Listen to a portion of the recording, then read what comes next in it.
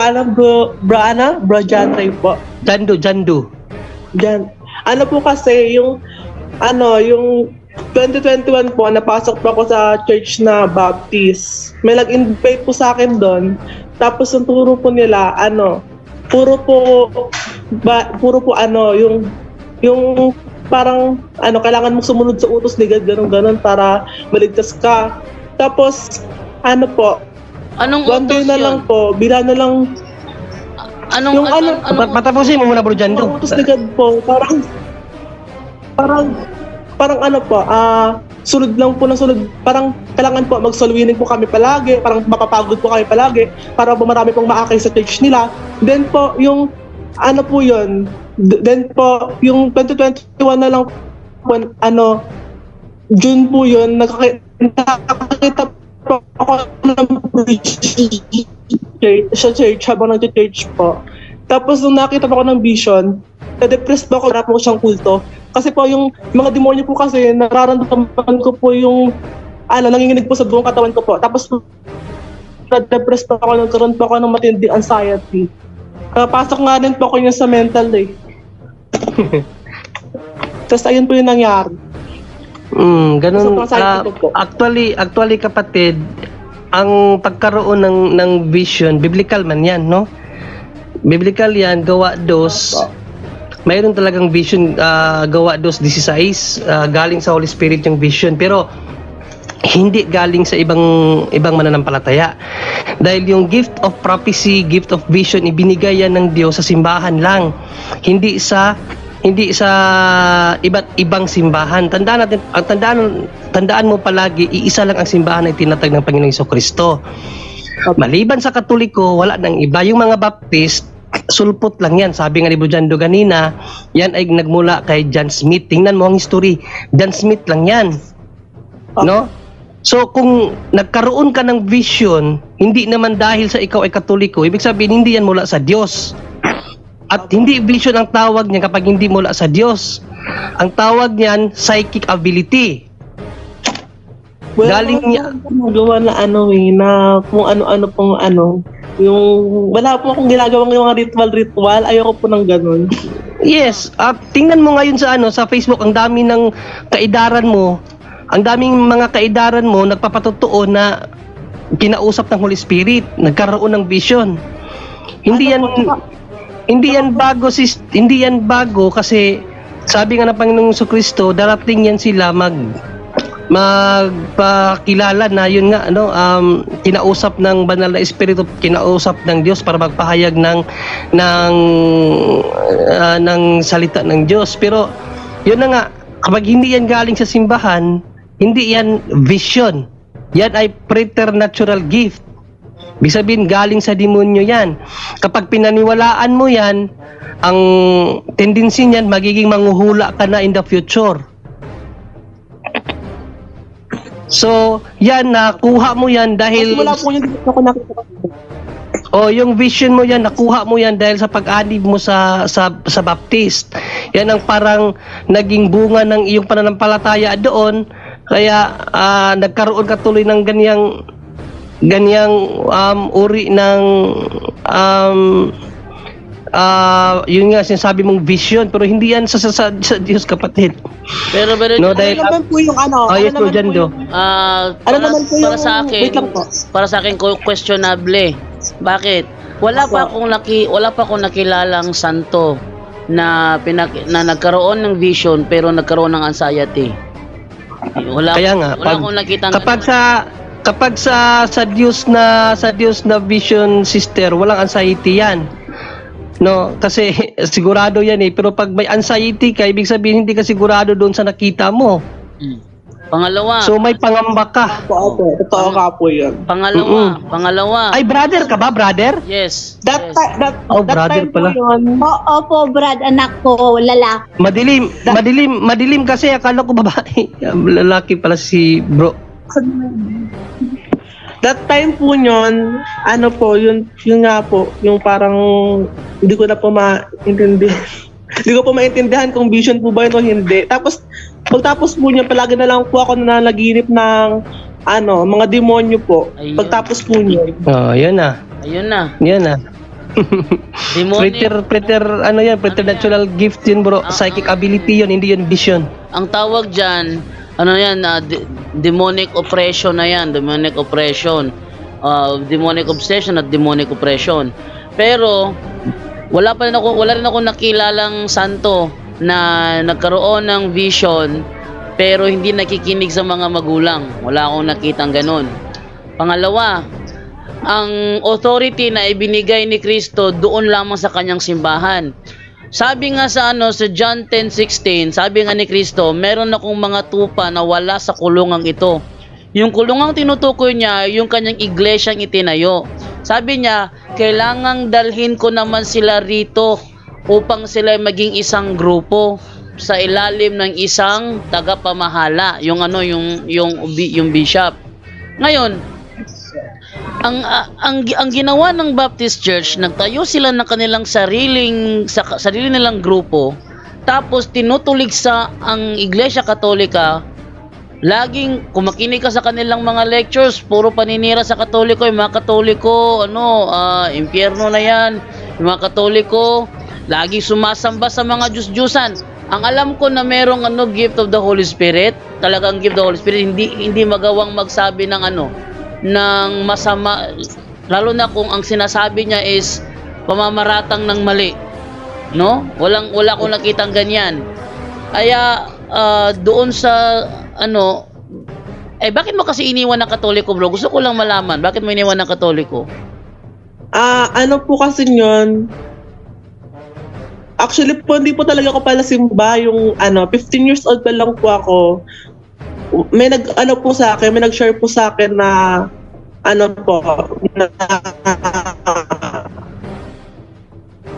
na ganito po yung kabutihan ni Jesus, ganyan. Tapos po tinanggap po siya ng buong puso. Then yung tinanggap po siya ng buong puso, nakilala ko po siya, basta po ako nabasa ng Bible, tapos naramdaman ko po na nabago po yung life ko na, ay, ganito pala si God, ganito pala siya kabuti, ganon. Tapos po, bila na lang po dumating yung church na yun, tapos yun na nga po, nakulto po ako, tapos simula na po na-depress. Ayun, depression, tingnan mo, bunga lang yan, ng paglip ng kanilang kung anong ritual yung ginawa nila doon sa iyo, naging bunga yung depression mo. Basta, ito yung alam ko. Yung sinabi ko kanina, sabi ni Kristo, meron akong mga tupa, malamang isa ka sa mga tupang yon. Meron akong mga tupa na wala sa kulungang ito o wala sa iglesyang tinayo ko. Kailangang dalhin ko naman sila rito. Dalhin. Ibig sabihin, papasukin kanya doon sa iglesyang iglesia na kanya tinayo. Ang problema lang, ang pinasukan mo ibang iglesia, hindi siya nagtayo ng Baptist. How come na mayroon silang doon na yung mga ritual na naging cause sa iyong iyong anxiety, hindi pakikinig sa magulang at saka sa depression mo. Bro, actually po, diyan pa lang magduda ka na. Tatlo po kami napunta doon sa tawag doon sa church. Tatlo po kami magkakaibigan, sunod-sunod po kami. Basta bro, tanong ko sa iyo bro, kumusta ka na ngayon? Ano mo ngayon? Lagi po akong may anxiety po. So nag-confess ka na ba sa pare? Hindi pa po. O yun, mawala yung anxiety mo na yan. Confess your sins. Ayaw po niya mag-confess, bro, kasi daw po, hindi daw yun tama yung mag-confess sa pare. Yun nga na brainwash na, bro. No. okay, basahan natin ang talata. Tapos, bro, ngayon, bro, sabi ko sa kanya, nagkwento siya sa akin ngayon, sabi niya, Mama, sabi ko, tutulungan nga kita, sabi ko, makinig ka lang sa akin kasi pupunta tayo sa pare, magpa-counsel tayo doon anong gagawin natin kasi by process yan kuya yung mga nararamdaman mo, sabi ko ng gano'n. Yun, kaya sabi ko, magsasama ako sa live sa punto por punto, magtanong ako para mapayuhan tayo. Ayun. Papaliwanagan ka namin bro kung bakit kinakailangan mong mag-confess, no? Apo. Tingnan natin ano ba ang sabi ni Apostol na Juan sa mga taong tumiwalag sa Iglesia ng Panginoon. No? Ano ba ang sabi ni Apostol na Juan sa mga taong katulad mo? Diyan ka, baka umalis bro. Dito lang po ako nakikinig. Sige bro, ano? Tandaan mo, ito palagi mong ilagay, ang mga taong ito, no? Ang mga taong ito tulad ng iyong narinig, no? Darating ang Antikristo. Sino ba itong mga Antikristo na ito? Ngayon marami nang lumitaw ng mga Antikristo, kaya alam nating malapit na ang wakas. Kahit na sila yung mga dati nating kasamahan, no? Ang mga taong iyon ay hindi natin tunay na kasama, sapagkat kung sila'y tunay na atin, nanatili sana silang kasama natin. Ngunit umalis sila, kaya't maliwanag na talagang silang lahat ay hindi tunay na sa atin. Ano ang tawag sa mga taong ito? Sabi ng Apostol na Juan, ito ang mga Antikristo, yung umalis sa kanyang kawan. Opo. Kapatid, no? Umalis sa kanyang kawan. So, Antikristo ang mga taong tumiwalag sa kanyang iglesia. Kasalanan yan, kapatid. Kasalanan yan. At ang wika ni Apostol na Juan, lahat ng kasalanan, kailangan mo yang i-confess, no? 1:1:10 ng sulat ni Juan, sabi niya, kung sinasabi natin hindi tayo nagkakasala, ginawa nating sinungaling ang Diyos. Sa 9, subalit kung ipinapahayag natin sa Diyos ang ating mga kasalanan, maaasahan nating patatawarin tayo. So kinakailangan nating mapatawad kapag inihayag natin sa Diyos ang ating mga kasalanan. Kailangan talaga ng confession, kapatid. Puro hindi direct to God. Hindi ka pwedeng mag-direct to God. Kasi sa kasalanang nagawa mo, ayon sa kanyang salita, dito sa Isaiah, pinahayag niya, kapag tayo nagkakasala, hindi tayo pakikinggan ng Diyos. No? By Isaiah 29:2, no? 59:2, wait 59. Tsaka yung sinasabi sa 1:20-23, pakinggan mo kapatid ha. Ano sinasabi sa 1:20-23? Sabi na wag daw lumapit sa kumpisal. Etong sinasabi, babasahin ko. 1:20-23. Ito yung sinasabi, oh. Yan. Yung mga apostol nilapitan. Sabi niya, kung patatawarin nyo, ito yung nutusan nito yung mga yung mga alagad, yung mga nasa tungkulin, Mga pare. Mga pare. Kung patatawarin nyo ang kasalanan ng isang tao, pinatawad na siya ng Diyos. Sa kanina, binasa ni Brother John Ray kanina, yung unang Juan 5 ba yun, Brother John Ray? 1:9. Unang 1:9. Unang Juan 1:9, ang sabi doon is tayo ay mag-confess sa Panginoon sa paanong paraan? Sa paglapit sa pare. Kasi ang sabi, Correct. kung patatawarin nyo, mga taong inutusan dito, kung patatawarin nyo ang kasalanan ng isang tao, pinatawad na siya ng Diyos. Ibig sabihin, kapag yung itinalaga niyang tao ang magpatawad sa iyo, ang Diyos mismo ang nagpapatawad. At Amen. kung hindi nyo patatawarin, paano nga patatawarin yung mga taong hindi naman lumalapit? At i-continue ko lang, bro, Jando, yung sagot natin kanina, bro, na hindi pwedeng direct to God, kapatid, dahil ayon sa ating Panginoong Jesucristo, ang masama ninyong gawa o ang kasalanan, no, ibigay natin sa magandang salin, no, kung pinaghihiwalay ng inyong mga kasalanan kayo at ang inyong Diyos, no, pinaghihiwalay tayo ng kasalanan sa Diyos, at ang inyong mga kasalanan ang siyang nagpakubli sa kanyang mukha sa inyo upang siya huwag makinig. Kaya imposible pakikinggan ka ng Diyos kapag mayroon kang nagawang malaking kasalanan at doon ka mag-confess sa Kanya, hihingi ka ng sorry. Hindi. Kaya nga need mo doon sa pari. No, pari, unang Pedro 2:9, mga pari ang pinili ng Diyos, kapatid. No? Bago natin balikan yung binasa ni Bro Jando, para maunawaan mo kung bakit sa pari. No? Kasi ang pari, ayon sa Panginoon, sila ang pinili, no? Ngunit kayo ay isang lahing pinili, grupo ng maharlikang pari, isang bansang nakalaan sa Diyos, bayang pag-aari ng Diyos upang magpahayag ng kanyang kaangahangang ginawa niya. Siya ang tumawag sa inyo mula sa kadiliman patungo sa kanyang walang hanggang kaliwanagan. So dito sa Juan 20, no, kasi malinaw naman kaganina, sa ating kasalanan hindi tayo pinapakinggan ng Diyos. Ang ating kasalanan ang nagpakubli sa Diyos upang hindi siya makinig sa ating mga panalangin. Pero malinaw, sabi na Apostol na Juan, ang iyong kasalanan kinakailangan mong ikumpisal sa Diyos. Pero hindi direkta sa Diyos kasi hindi nga siya nakikinig. Kung saan ka makikinig. Pari, no, sa binasa ni Bro Jando kanina, 21, 23 ng Juan, malinaw. Kumalat sa mga mananampala, 20 pala, no, 20, 21, 23 natin direkta, no, ang patatawarin ninyo, ibig sabihin ng mga pari, sa kanilang mga kasalanan pinatawad na nga. Subalit ang hindi ninyo patawarin, ibig sabihin ng mga pari ay hindi nga pinatawad. Yan, kapatid. Kaya kinakailangan mo talagang humingi ng kapatawaran doon sa mga pari. Kaya kinakailangan mo magkonfisal. Tandaan mo, balikan ko palagi ang iyong nagawang kasalanan, kapatid, napakatindi. Napakatindi ang iyong nagawang kasalanan. Ano yung kasalanan mo? Kasalanan ng Antikristo yun. No? Unang Juan 2:18, kasalanan ng Antikristo yun. No? Itulad ng mga narinig nyo, darating ang Antikristo. Sino ba itong mga Antikristo na ito? No? Sa hindi pala na ano, no? Ayan, no, ito na ang huling panahon, tulad ng inyong narinig, darating ang Antikristo. Ngayon na, ay marami ng lumitaw na mga Antikristo. Sino ba itong mga ito dito sa 19?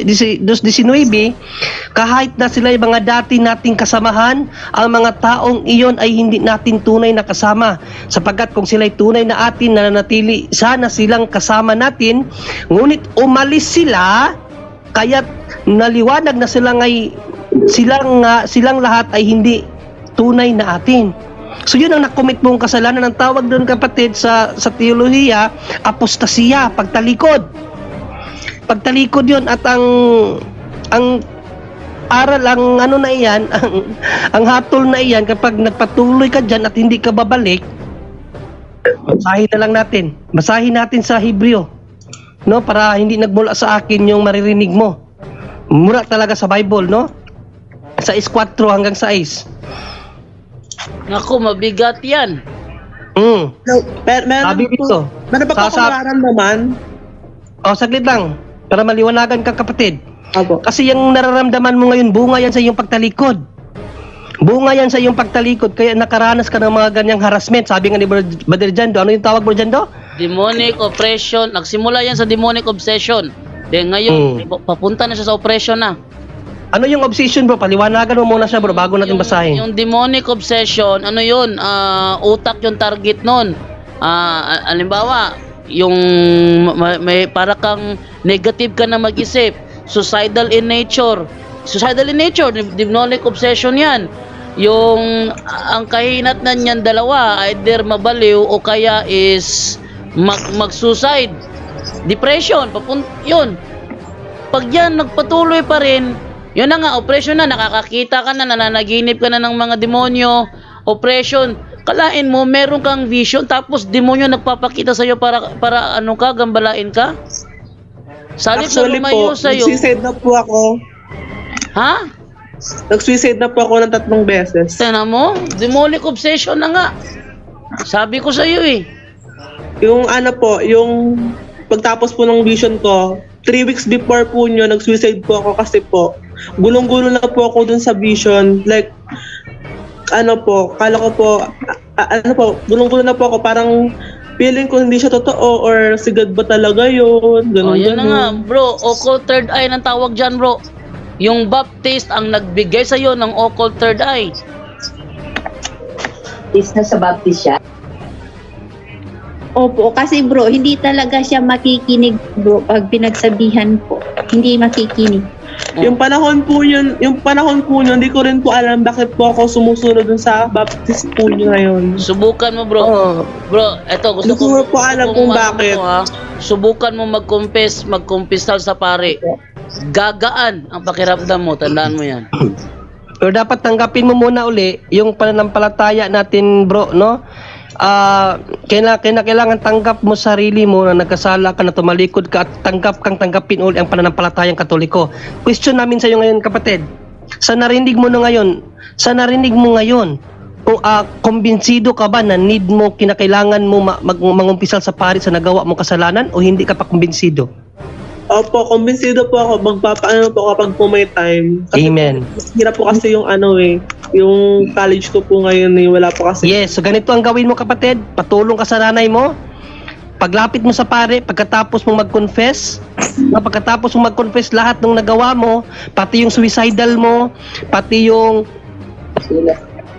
pagsali mo sa kanila, yung pagkaroon mo ng vision, isabi mo lahat sa pare yan, yung suicidal mo, kinakailangan i-confess mo rin yon, yung hindi mo pagsunod sa magulang mo, lahat na ng mga, yung hindi mo pag-confessal sa napakahabang panahon, hindi mo pag-receive sa body of Christ, sa lahat ng mga, isulat mo lahat ng mga naging kasalanan mo, Opo. o isabi mo sa pare, after mo isabi sa pare yan, pumunta ka doon samahan mo siya sister sa adoration room. Samahan mo siya sa adoration room. I-renounce mo lahat ng nagawa mong mali. I-renounce mo, alam mo yung renunciation? Hindi po, ano po ba yun? Bro, dyan turuan mo siya sa renunciation, bro. Yung renouncement, bro, buong puso mong tatalikuran ang dati mong ginagawa, yun ang renouncement. Para po, Ipangako mo sa ating Panginoong Kristo na lahat ng lumuhod ka doon sa harap niya. Lord, I renounce yung mga dati kong nagawa, Lord. Hindi ko na ulitin. 3 beses mo yan doon sa harap ng Eucharistia. I-promise mo kay God, hindi mo nagagawin yon. Lahat ng yon. Then, yung lahat ng i-confess mo kay Father, yun din ang i-renounce mo doon sa Blessed Sacrament o sa Blessed Eucharist. No, tutulungan ka ng nanay mo, dalhin ka doon sa adoration room. After niyan, after ng ano mo, yung adoration prayer mo, yung renunciation mo, mag-attend ka ng misa. Pag-attend mo ng misa, eat the body of Christ, yung Eucharist.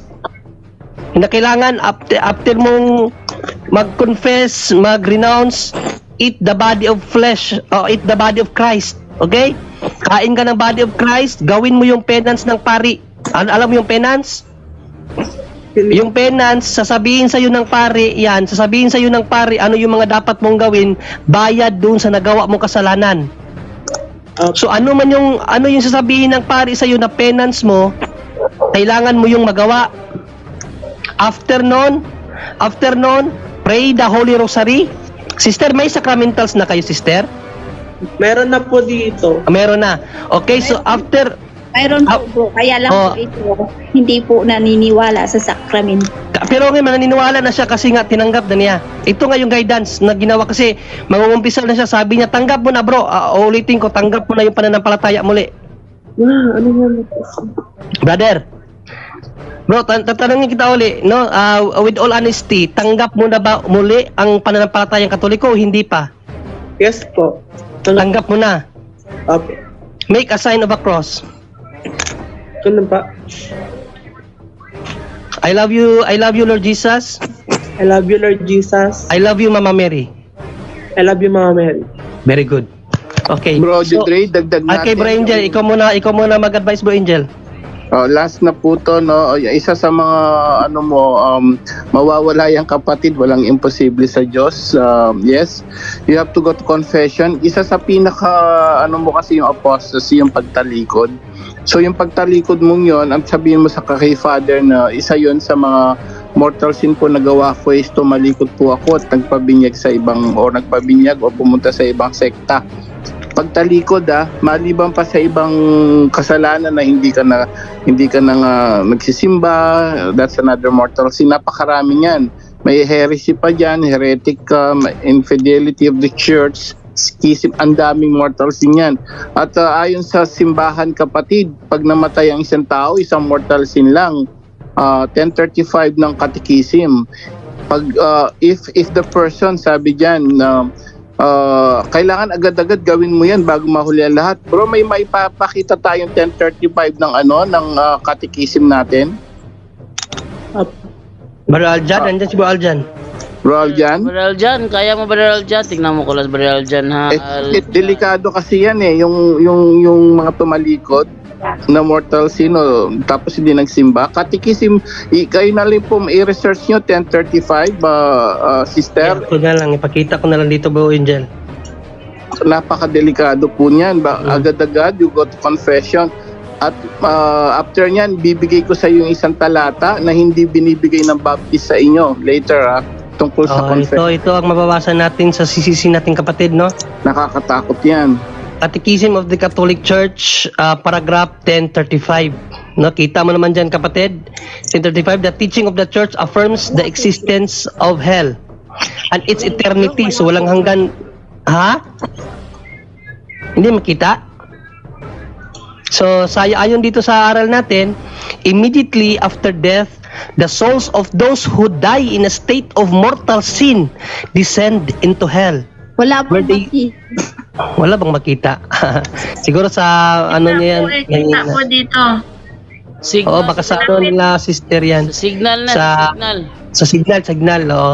So basahin ko na lang kung maaari, sister, bili kayo ng CCC, nasa 1035 ng CCC, ang mga namatay na nasa estado ng kasalanan o yung tinatawag na mortal sin. Sabi dito, after death, the souls of those who die in a state of mortal sin descend into hell, where they suffer the punishment of hell, eternal fire. So, eternal na yun pag napunta tayo ng impyerno, Bro Angel? Yan ang turo ng simbahan na kapatid, no? Bago mahuli ang lahat. Immediately, pag sinabi immediately, hindi ka pa na-imbalsa mo. You will go to hell. Impyerno ka dyan, kapatid, no? Ayon sa simbahan. So, doon sa pagtalikod mo, hindi na pagsimba, ang dami, paglapastangan sa simbahan. So, agad-agad gawin mo yan. Ngayon, mayroon ba sa Biblia na kapag may sakit yung tao, tawagan ng ang priest, ang pare, tapos mag-confess sa kanya? Hindi yan binabasa sa inyo ng Baptist. Bro, James chapter 5 verse 13 to 16, Douay-Rheims version. Duway Bro. Rhymes lang Priest gawin natin. talaga yan, ha? Priest, makinig ka, brother, ha? Sabihin ko ba maraming Isulat mo James chapter 5 verse 13 to 16. Okay, so ito ang ating mababa. May video na pinapasukan. Oh, ano mo yan? Ito, Ano po, nakapasok na po ako sa born again sa ano po. So hindi mo talaga binabasa sa i-confess mo inyo yan. to. Pakinggan mo ito, brada. Makinig ka, hindi binabasa yan dahil iniiwasan ng mga ito, ng mga yan ito. Sige, bro. Is any of you sad? Let him pray. Is he cheerful in mind? Let him sing. James. Is any man sick among you? Yan, no? Let him bring in the priest of the church. Pare, priests, ha? Hindi si pastor ng Baptist. Hindi si pastor na born again. Priest, malinaw po yan. Hindi nila binabanggit sa inyo yan. Kapag may sakit ka, call the priest. And, tuloy, bro. And let them pray over him, anointing him with the oil in the name of the Lord. Tuloy po. And the prayer of faith shall save the sick man, and the Lord shall raise him up, and if he be in sins, they shall be forgive him. See? They shall be forgive him. Anong sabi doon sa and the prayer of faith shall save the sick man. So yung sakit mong yan ngayon na feeling mo anxiety, abay masisave ka ng pari, ng mga ordained priests. And raise him up. No? So 15, bro, ituloy natin sa 16, nandiyan yung confess para makala niya wala sa Biblia. Okay, ito mababasa natin.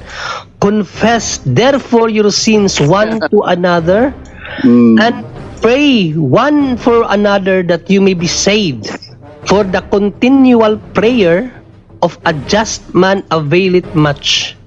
Sa Tagalog niyan, malaki ang nagagawa ng panalangin ng taong matuwid. Sila yung pare. Kaya nga confess to one another. I-confess mo sa kanya, sa pare. Biblical po yan, hindi binabasa sa inyo yan. So sa lahat ng nakikinig ngayon, nasa Biblia yan. Hindi lang binabasa kasi isang Biblia lang ang gamit nila. So baka wala pang nakalagay na priest. So ligaw, kailangan pumunta ka sa priest agad-agad, go to confession, kapatid, hindi pa uli ang lahat. Madaliin mo kasi nga if you die in a mortal sin, immediately you will go to hell. So please, wag patumpik-tumpik. Sabi nga as soon as possible ha. Go to confession, sabi mo tumalikod ka at lahat ng mga kasalanan mo nagawa tungkol sa church, sa simbahan, sabihin mo po lahat yan, and then yun, renouncement, then that's it. You will be healed, kapatid. Walang problema yan. Yun lang po, kapatid. Salamat lang. Ano nga pala bro, no? Stop attending any kind of worship, no? Maliban sa Catholic, maliban sa Mass. Yan ang assignment namin sa iyo, no? After mo mag-confess, kahit pa may mga kaibigan ka, kahit pa may mga kakilala ka doon sa mga dati mong sinamahan, huwag ka nang pumunta doon, no? Huwag kang tumanggap ng aral, no? Kasi sabi ni Apostol na Juan, kapatid, no? Nako, dapat talagang maturuan ka, no? Kasi sabi pa naman dito, no? Kung sa inyo dumating ang sinuman at hindi dala ang aral na ito, ay huwag ninyong tanggapin sa inyong bahay at huwag ninyong siyang batiin. Sapagkat ang bumabati sa kanya ay nararamay sa kanyang masasamang gawa. No? So huwag ka nang makihalubilo doon, huwag ka nang sumali doon kahit may mga kaibigan ka pa doon. Kung aakayin ka nila sa pagsamba nila, no, wag mong gawin 'yon. At tandaan mo palagi ito, kapatid, no, para lalo pang magbunga yung pananampalataya mo na narinig mo ngayon. Tandaan mo saan iniwan ang mga mananampalataya, no? Kanino iniwan ng Panginoon ang mananampalataya? Ito ang mababasa natin sa Gawa 20:28.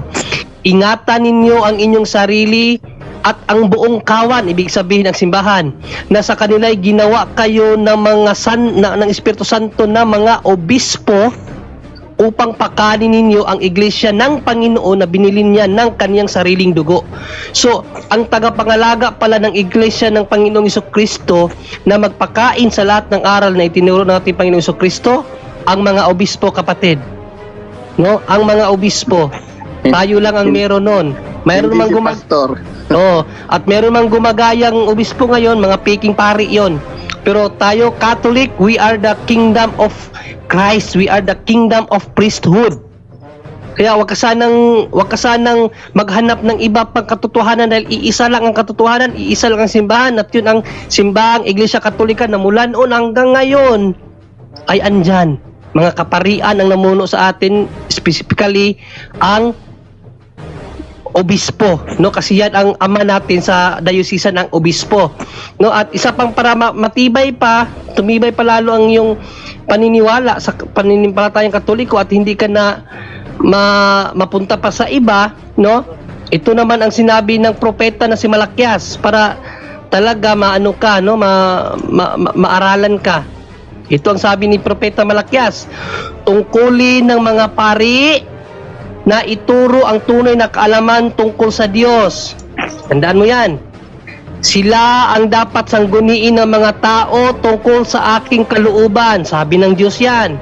Sapagkat sila ang mga sugo ni Yahweh na makapangyarihan sa lahat, hindi ang mga pastor ng Baptist. Tandaan mo yan, no?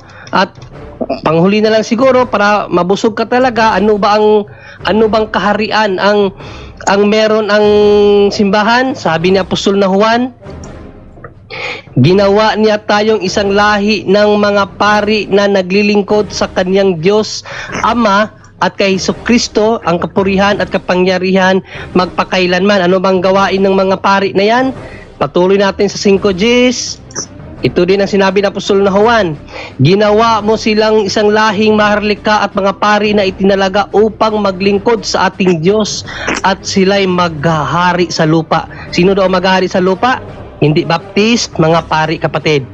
Kaya huwag mong pagdudahan ng pananampalatayang galing sa iyong mga magulang, dahil yang pananampalataya na yan ang pananampalatayang itinatag ng ating Panginoong Jesucristo. 1, dahil iisa lang talaga.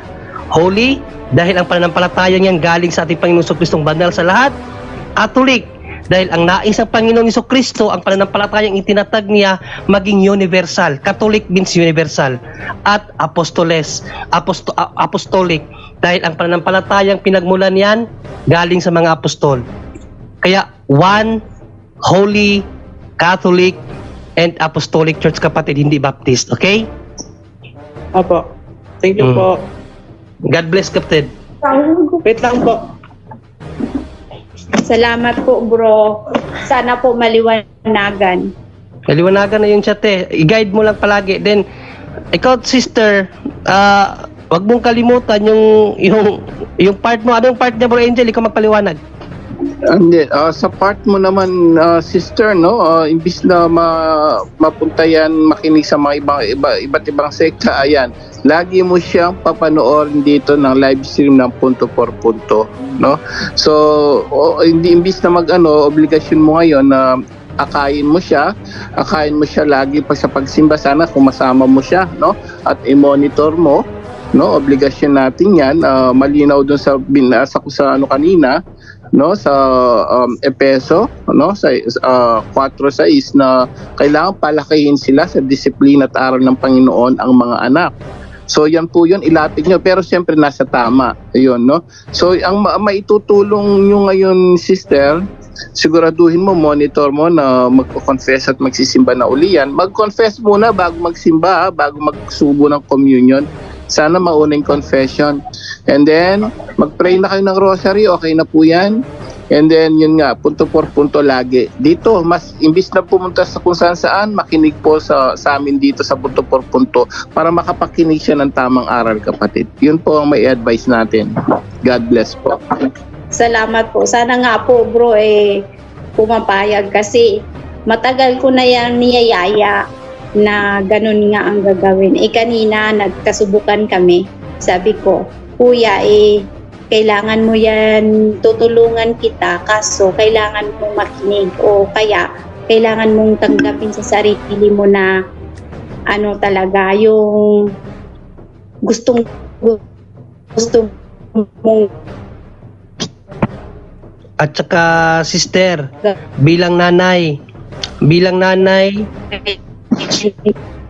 yes, sister. sa sarili mo, hindi yung ako mismo.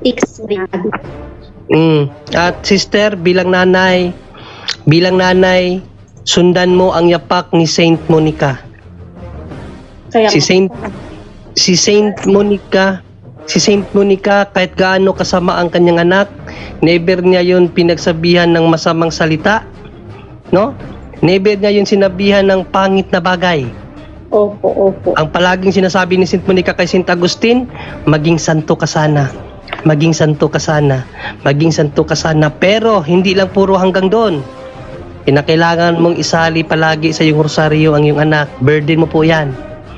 Ikaw po ang talagang maglapit sa kanya kay Inang Berheng Maria. Okay? Kaya nga po, ito na nga po yung sagot sa panalangin ko palagi. Amen.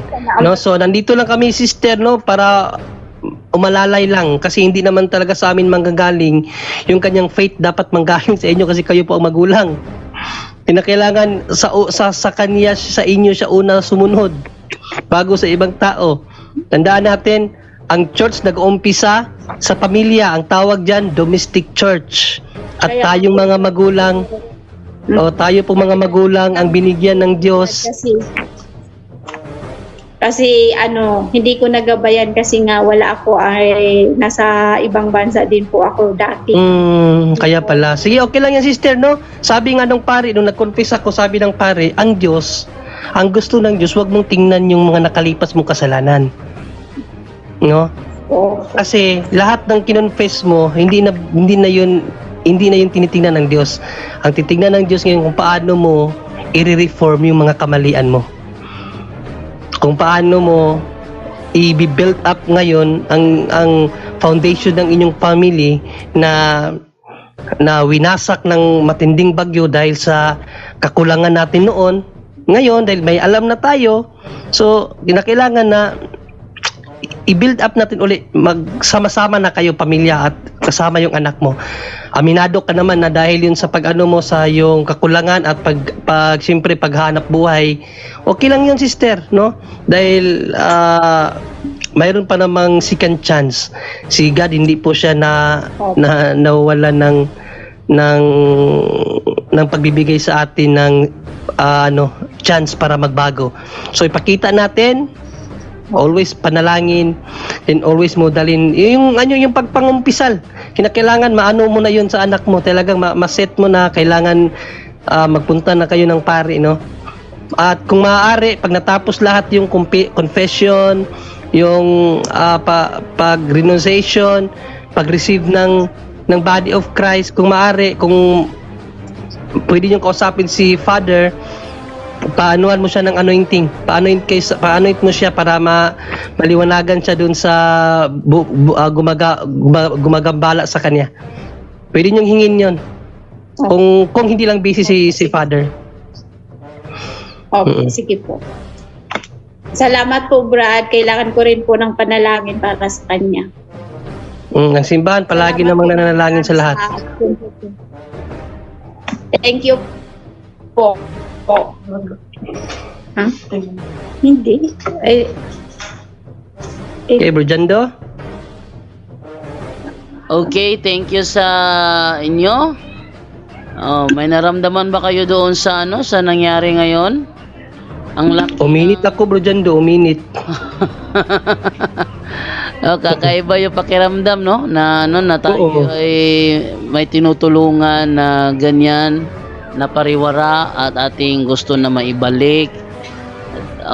Talaga, punto por punto, the best talaga ang programang ito. Anyone can claim the statement of the Bible because we can do a private interpretation. Kining ako mga kaigsunan nga gipabarog nga usa ka haligi nganong matuod ang simbahan tungod kay gitukod ni Kristo. Dili tungod sa pagkamabasa, dili tungod sa karakter, dili tungod sa ngan usara ang haligi nga kung gipabarog nganong nahimong tinuod ang simbahan Katoliko way laing rason tinukod sa atong Ginoong Hesus Kristo. Talakayan to, hindi bara-bara, katotohanan lang walang palusot. Para sa mesa ng usapan, di kami nag-aaway. Puro talakayan, hindi banggayan ng patay mali. Sayaral hinahimay, parang beats na nire-replay. Truth ang target namin, hindi hypo display. Bawat teksto sinisilip, context yan di pwedeng ipinipilit. Doctrine na solid, hindi fake, hindi boses ng Diyos, di namin gustong i-credit. Doktrina flow, hasal ng pag-iisip. Salita ng Diyos, yan ang aming inisip. Uhaw sa turo, kaya kami nagdidip. Sa talakayan, truth ang pinanghahawakan. Keep it! Doktrina flow, hindi ito laro. Pag-unaway tumatagos hanggang buto. Sa bawat linya, puso ang sumisigaw. Katotohanan lang, walang bawal, walang bawas raw. May tanong, sige lapag mo, let's go. Di kami takot sa debate na may respeto. Spirito ang guide, parang bigtas mudang tempo. Pag may liwanag, lahat ng shadow nagme-medo. Hindi kami nagmamarunong nag-aaral lang. Pag may gap sa mind, Diyos ang pumuno niyan. Ang Iglesia ng Diyos mula Espanya papuntang Pilipinas. Dapat malinaw yan. Hindi kompetisyon, hindi kami nagrarime para lang manalo. Puso ang puhunan, hindi bara-bara ang palo. Truth ang goal, yan ang tunay na trono. Doktrina flow, hasal ng pag-iisip. Salita ng Diyos, yan ang aming inisip. Uhaw sa turo, kaya kami nagdidip. Sa talakayan, truth ang pinanghahahakan. Keep it, doktrina flow, hanggang dulo go. Liwanag ang bit-bit, hindi ego. Sa doktrinal na usapang totoo. Kapila ang foundation of the truth is the Yo! church, and the Catholic Church is the church founded by Jesus Christ. Then, asay inyong pilion.